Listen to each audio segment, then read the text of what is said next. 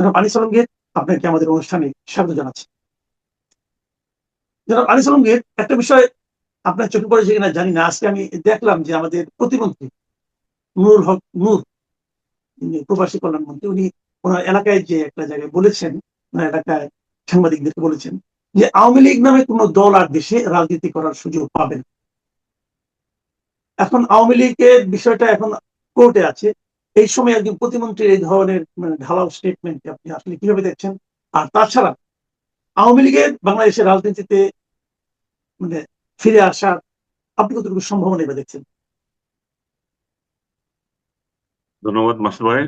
প্রথমত মন্ত্রী নূরের কথা যদি বলি, এটা আমার কাছে খুব গুরুত্ব দেওয়ার মতো বক্তৃতা মনে হয়নি। এটা রাজনৈতিক বক্তৃতা এবং নেতা কর্মীদেরকে হয়তো উনি খুশি করার জন্য বলেছেন, কিন্তু উনি নিজেও ভালো করে জানেন যে আওয়ামী লীগ বাংলাদেশে এমন একটা রাজনৈতিক দল যেটা মানে নিঃশেষ করে দিলাম বা আওয়ামী লীগ আর আসবে না, এগুলো যারা বলে তারা নিজেরাও বিশ্বাস করে না। সো এগুলো নিয়ে আমাদের কথা বলা আসলে খুব গুরুত্বপূর্ণ আমি মনে করি না।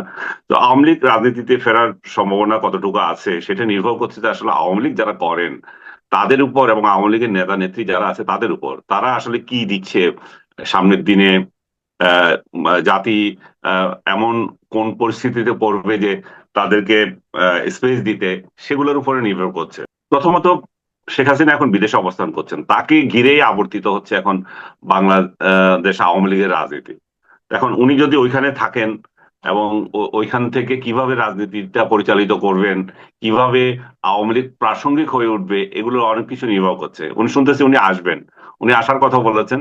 সেই আসার কথাটা নিয়ে আবার রাজনীতিতে নানা কথা উঠছে যে উনি কি সত্যিকার অর্থে আসতে পারবেন কিনা বা ওনাকে আসতে দেওয়া হবে কিনা, আসতে উনি কিভাবে আসবেন, কারণ ওনার ট্রাভেল পাস ছাড়া তো এখন আসারও কোনো সুযোগ নাই। আসলে উনি যে কনসিকুয়েন্স এখানে ফেস করবেন আদালতে, সেগুলো সেগুলো জেনে কি উনি কি আসবেন, নানা স্পেকুলেশন চলতেছে।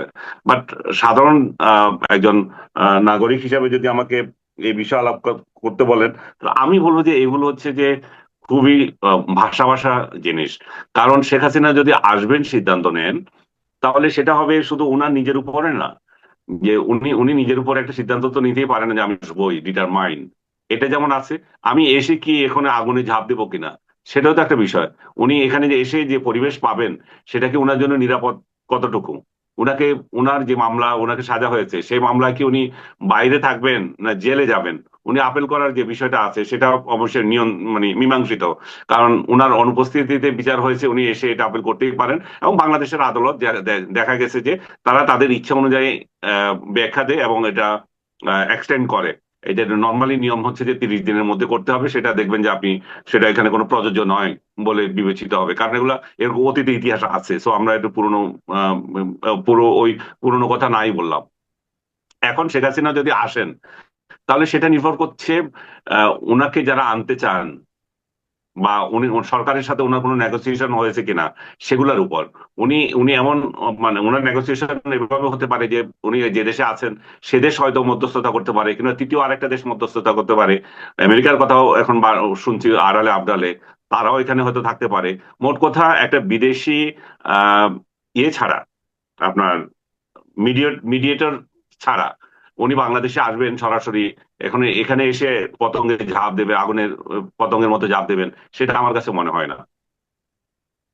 জি, ওই আমরা দেখলাম যে আপনার পররাষ্ট্র প্রতিমন্ত্রী যিনি আছেন শামা ওবায়দ, তিনিও এই প্রসঙ্গে ওনাকে প্রশ্ন করা হয়েছিল, উনি একই কথা বলেছেন যে শেখ হাসিনা কি বলছেন না বলছেন ওনার বক্তব্য এখন আমাদের দেশের জন্য প্রাসঙ্গিক নয়। তো শেখ হাসিনা একই সঙ্গে কিন্তু ওনার আশার ব্যাপারটা না, তার বাইরেও কিছু রাজনৈতিক বক্তব্য কিন্তু দিয়েছেন এনডিটিভির সঙ্গে দেওয়া সেই ইন্টারভিউ। তো উনি যদি একজন আপনার মামলার দণ্ডপ্রাপ্ত আসামি হয়েও থাকেন, তারপরেও একজন রাজনৈতিক নেতা হিসেবে ওনার বক্তব্য একেবারেই প্রাসঙ্গিক নয়, এটা কি আপনি মনে করেন যেরকম শামা ওবায়দ মনে করেছেন? শামা ওবায়েদ এটা নিয়ে কথা বলছেন, এই জন্যই তো এটা প্রাসঙ্গিক। শামা ওবায়েদকে প্রশ্ন করছে, এটাই তো প্রাসঙ্গিক। প্রাসঙ্গিক না কেমনে? আমরা যে কথা বলছি এটাই তো প্রাসঙ্গিক। শেখ হাসিনা যদি অপ্রাসঙ্গিক হবে, আমরা এটা নিয়ে কোনো কথা বলবো? আমরা তখন ফুটবল নিয়ে কথা বলতে পারতাম, অন্য কোনো সাবজেক্ট নিয়ে কথা বলতে পারতাম। তার মানে হচ্ছে যে রাজনৈতিক নেতা নেত্রী ক্ষমতা, আজকে ক্ষমতা হারাচ্ছে কালকে ক্ষমতা নাই, তার মানে এই নয় যে উনি অপ্রাসঙ্গিক হয়ে গেল। এবং বাংলাদেশে আওয়ামী লীগের মতো একটা রাজনৈতিক দল যখন, বৃহত্তর একটা রাজনৈতিক দল, এবং সেই দলের উনি নেত্রী এখনো, তো এই জন্য এটা প্রাসঙ্গিক। কারণ আওয়ামী লীগ তো নিঃশেষ হয়ে যায় না। আওয়ামী লীগকে আপনি আইন করে হয়তো কার্যক্রম করতে দিচ্ছেন না, সেটা এক জিনিস। কিন্তু দল হিসাবে আওয়ামী লীগ শেষ হয়ে যাওয়া সেটা আরেকটা জিনিস। তাহলে আওয়ামী লীগ যারা করে তারা কোন দল করছে? তারা কি আরেকটা দল তৈরি করেছে এখন? বা তারা এমন একটা পরিস্থিতি তৈরি হয়েছে তারা অন্য দলে বেরিয়ে গেছে? তাহলে একটা অপ্রাসঙ্গিক বিষয় আসতে পারতো।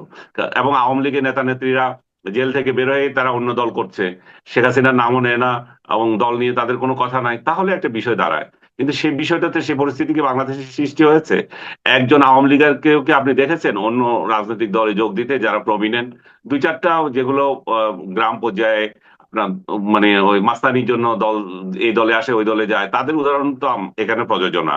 যদি বড় দাগে আমরা কথা বলি, বড় রাজনৈতিক দল নেতা নেত্রীদের মধ্যে কেউ তো কোনো দল চেঞ্জ করে নাই।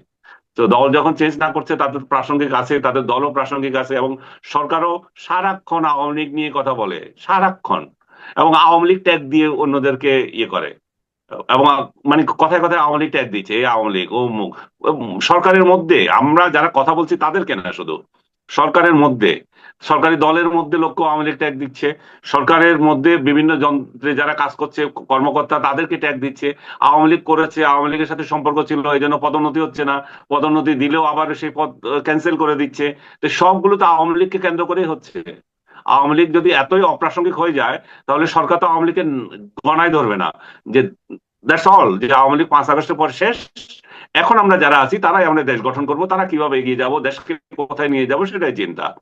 যারা বড় ধরনের কোনো অপরাধ করেছে, ফৌজদারি আদালত, ফৌজদারি অপরাধ করেছে, তাদের সাজা হবে, বাকিরা আসো আমরা দেশ চালাই, একসাথে এগিয়ে যাই। সেই রকম মেন্টালিটি তো নাই। মেন্টালিটি তো হচ্ছে যে আজকে যাকে আপনি পুরস্কার দিচ্ছেন, সরকারি কর্মকর্তা বিশেষ করে, তাকে আপনি আজকে বীরত্বের জন্য পুরস্কার দিচ্ছেন, আগামীকাল বা ক্ষমতা পরিবর্তনের পর সে হয়ে যাচ্ছে ভিলেন। শাপলা চত্বরের কথা ধরেন না, শাপলা চত্বরে হিরো যারা ছিল, এই যে ওই যে দুর্নীতিবাজ আইজি, যার কথা আমরা বলছিলাম, বেনজির, বেনজির তখন তো কমিশনার ছিল, তখন তো জি। তার কি প্রশংসা! হ্যাঁ, সর্বমহল থেকে প্রশংসা হয়েছিল। এবং এখন কোথায়? তো এরকম প্রত্যেকটা কর্মে আপনি দেখবেন, যারা একসময় কাজ করে দিয়ে গেছে, প্রশংসা উড়িয়েছে, তাদের পরিণতি আবার খারাপ হয়ে যাচ্ছে। এখন যারা সরকারে আছে, তারেক রহমান সরকারের সাথে যারা মনে করছে যে আমরা কি যে একটা ভালো ভালো কাজ করে ফেলছি দেশের জন্য, সরকারের জন্য, তারাও দেখবেন আবার কালার্ড হবে। এটা তো শুধু ক্ষমতা পরিবর্তন, কত বিষয়টা হচ্ছে কয়দিন পরে হবে বা কত তাড়াতাড়ি হবে। হ্যাঁ, কিন্তু কিন্তু একটা হবে। বিষয়, এই যে আপনি বলতেছেন যে ক্ষমতা পরিবর্তন হলেই একদম আকাশ থেকে মাটিতে তাদেরকে ফিরে দেওয়া হচ্ছে, এই যে প্রবণতাটা, এই যে প্রক্রিয়াটা, এটা কি একটা সুস্থ সমাজের পরিচয় বহন করে এর মধ্যে? মোটেও এটা সুস্থ সমাজ না, এটাই তো অসুস্থ সমাজ, এটাই হচ্ছে প্রতিহিংসার সমাজ, এটা হচ্ছে যে হিংসা বিদ্বেষের সমাজ। এই যে শুধুমাত্র আমি এদের কথা বলছি না, আমাদের সাংবাদিক সমাজও একই ঘটনা। আমাদের সাংবাদিক সমাজও যারা আগে সরকারের চাটাচাটি করেছে এবং বদনামের শিকার হয়েছে, তারা তো একদিকে চলে গেছে। আর যারা চাটে নাই, যারা বিরোধী দলে ছিল, বিরোধী মতে ছিল, বলছে মানে কয়েকজন, যারা কয়েকজন, অনেকে মনে করে যে ইয়ে নির্যাতন না, এটা কি বলে, ডিপ্রাইভ হয়েছে। এখন বলছে যে আমি তো কোথাও চাকরি করি না, অমুক করে নাই, তমুক করে নাই, সবগুলো চাকরি করেছে, হয়তো বড় বড় পোস্টে যায় নাই।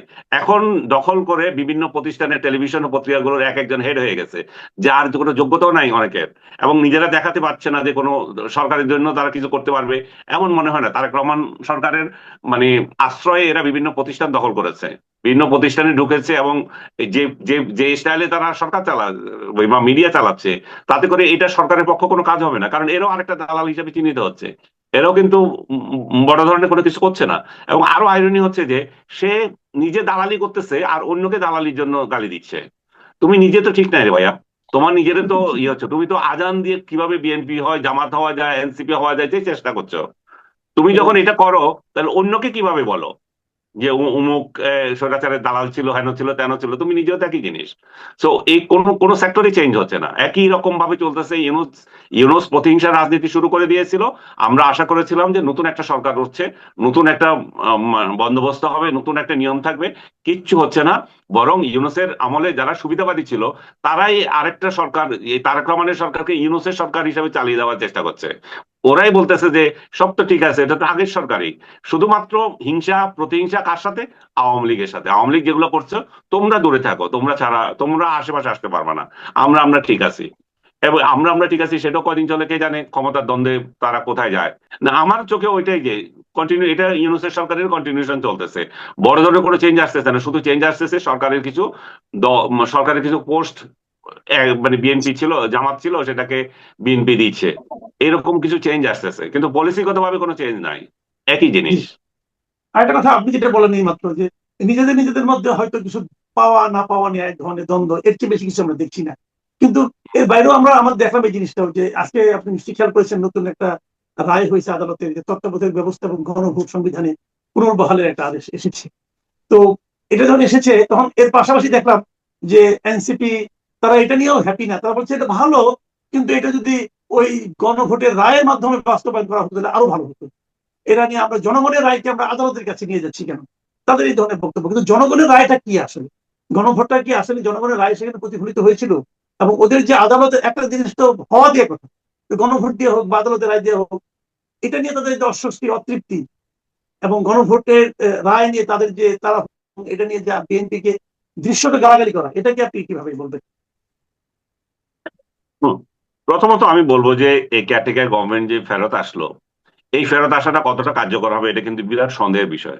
এই দেশে 10 জন নিরপেক্ষ ব্যক্তি নাই আর, যাদেরকে কেয়ারটেকার গভর্নমেন্ট আপনি অন্তর্ভুক্ত করবেন। এবং কেয়ারটেকার গভর্নমেন্টের হেড কে হবে, সেই সেই বিষয়টা এখনো ধূম্রজাল আছে।